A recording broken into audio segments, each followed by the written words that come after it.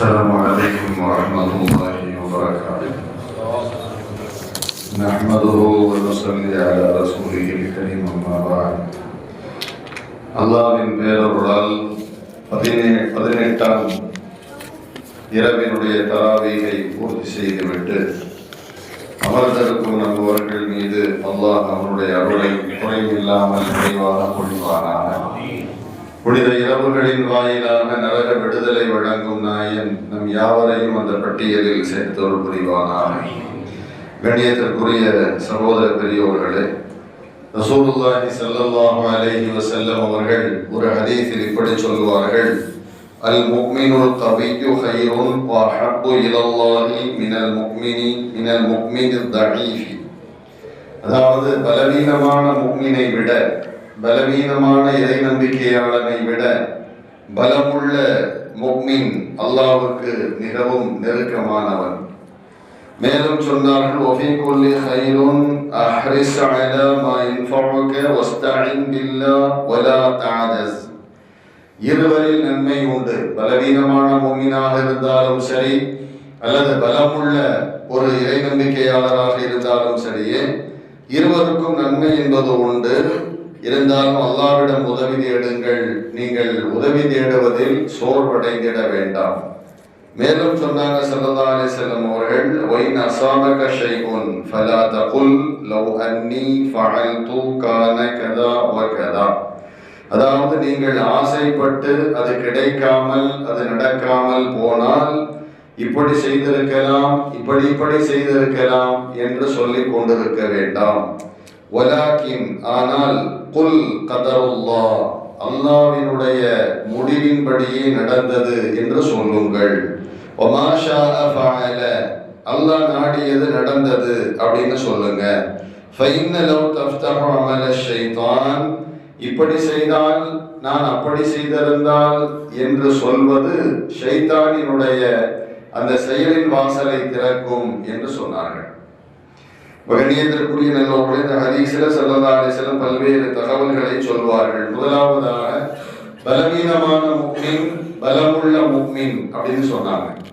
அதாவது பலவீனமான இறை நம்பிக்கையாளன், பலமான இறை நம்பிக்கையாளன் அப்படின்னா என்ன?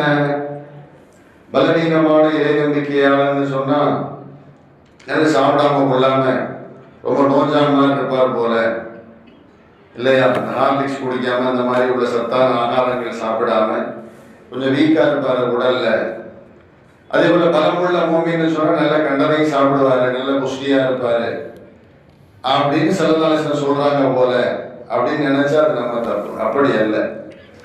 பலவீனமான ஈமான் அப்படின்னு சொன்னா இறை நம்பிக்கையில் தளர்வு. அதாவது இறை நம்பிக்கை அவருக்கு இருக்கும், ஆனா ஒரு முஃமினுக்கு எந்த அளவுக்கு ரசூல் ஸல்லல்லாஹு அலைஹி வஸல்லம் இருக்கணும்னு சொல்றாங்களோ அந்த அளவுக்கு இருக்கார். ரொம்ப பலவீனம் அவர். எதுவாக இருந்தாலும் சரி, அவர் தடுமாற ஆரம்பித்து விடுவார், அல்லாஹ்வை குறை சொல்ல ஆரம்பித்து விடுவார். அல்லாஹ்வுக்கு நான் செய்யாதது என்ன, எல்லாம் செய்யறேன், அல்லாஹ் என்னை ஏன் இப்படி சோதிக்கிறான் அப்படின்னு சொல்றது கூட பலவீனமான ஈமானின் அடையாளம். அதே போல அவர் பெரும்பாலும் அல்லாஹ்வை சார்ந்திருக்க மாட்டார், அவருடைய பொருளாதாரத்தை சார்ந்தே இருப்பார். அவருடைய பேச்சும் செயலும் அல்லாஹ்வை சார்ந்திருக்காது. அவருடைய பொருளாதாரம், அவருடைய கொடுக்கல் வாங்கல், அவருடைய லேவாதேவி, அவருடைய முதலீடு, அவருடைய வியாபாரம், அவருடைய வருமானங்கள் இறை சார்ந்துதான் அவருடைய எல்லா செயல்பாடுகளும் இருக்கும். நினைச்சா தொழுவார், இல்லைன்னா தொழ மாட்டார். வீட்டுல இருந்து சண்டை கிண்டப்பட்ட பள்ளிவாசல வந்து ஒரு மணி நேரம் உட்கார்ந்துங்கிற பேர்ல அந்த நேரத்துக்கு இந்த வக்து வருதோ அந்த ஜமாத்தோட இமாம் ஜமாத்தோட தொழுதுட்டு போயிடுவார். அதுக்கப்புறம் வீட்டுல சரியா போயிட்டாங்கன்னு சொன்னா பள்ளிவாசலுக்கு வர மாட்டார். அதே போல ஏதாவது நஷ்டம் அல்லது ஒரு பிரச்சனை என்று சொன்னால் அது நீங்க வேண்டும் என்பதற்காக மஸ்ஜிதுக்கு வருவார். அது சரியா போன பிறகு வீட்டில் போய் படுத்துக்கிறவர், வரமாட்டார். அல்லது குறிப்பாக விசேஷ காலங்கள் என்று சொன்னால் பள்ளிக்கு வருவார். பெருநாள்னு சொன்னா அந்த தொழுகைக்கு வருவார். அதே போல வெள்ளிக்கிழமைன்னு சொன்னா வருவார். மற்ற நாள்லாம் பள்ளிவாசலுக்கு வர்றதில்லை. அவரை பொறுத்த வரைக்கும் இந்த 2 நாள் தான் மஸ்ஜிதுக்கு செல்ல வேண்டும் என்று அவருடைய ஆழ் மனதில் எழுதாத சட்டத்தை எழுதி வைத்திருக்கிறார். அப்ப இதெல்லாம் பலவீனமான முஃமினின் அடையாளமாக திகழ்கிறது. ஒரு துன்பமோ ஒரு இன்னலோ அவருக்கு வந்துவிட்டால் அவர் தளர்ந்து விடுவார், அல்லாஹ்வின் மீது நிராசையாகி விடுவார். அவருக்கு பெரும்பாலும் இறை நம்பிக்கை என்பது குறைவாகவே இருக்கும்.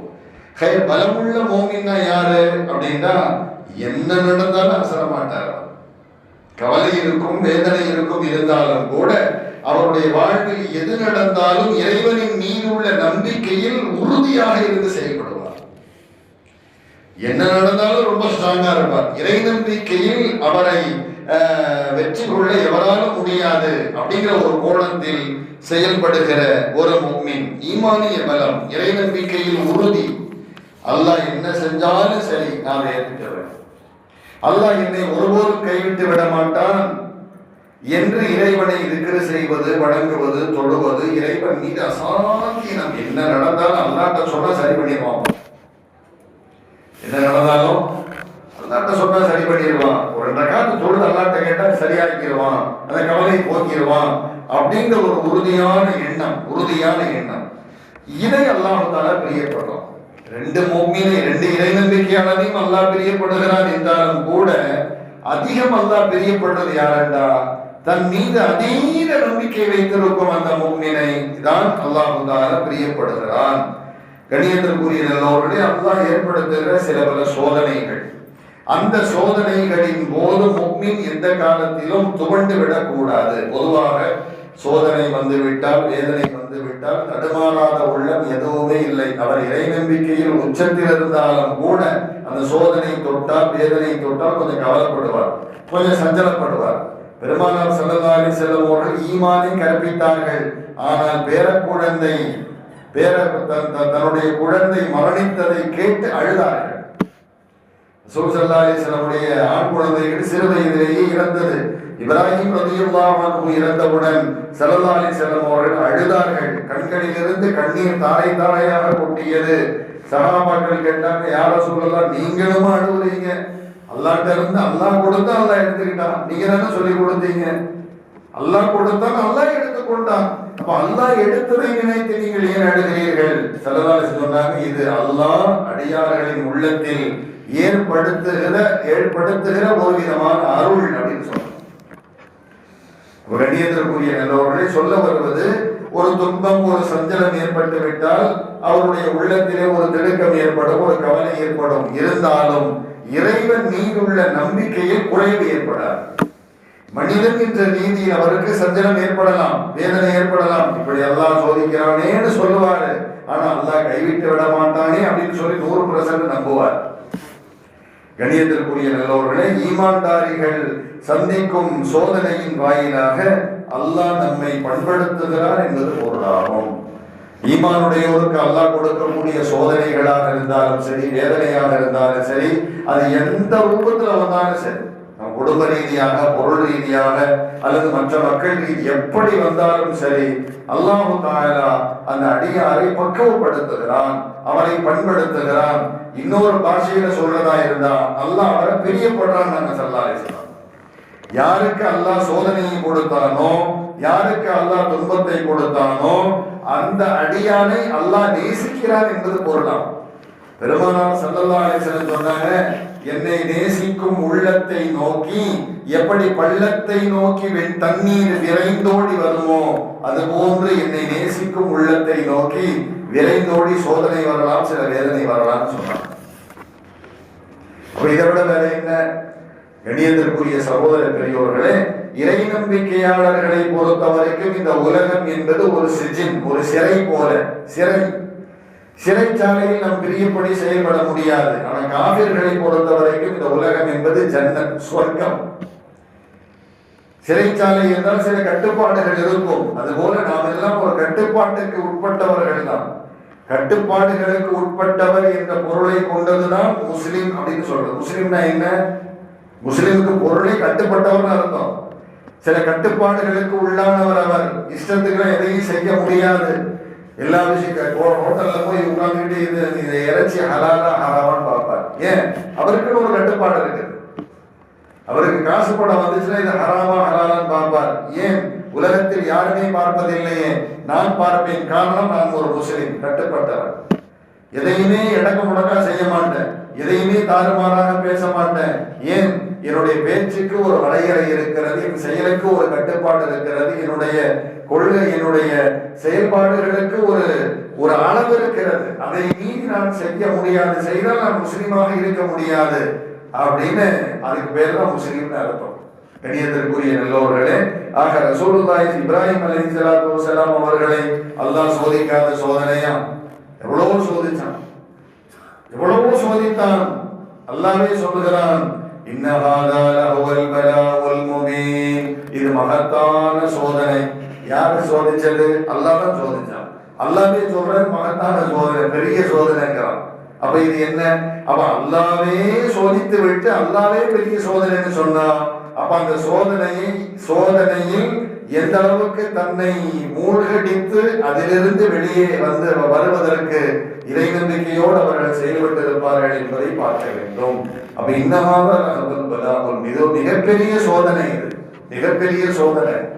கண்ணியத்திற்குரிய சகோதர பெரியோர்களே, ரசூலுல்லாஹி ஸல்லல்லாஹு அலைஹி வஸல்லம் அவர்கள் சந்திக்காத சோதனையா வேதனையா?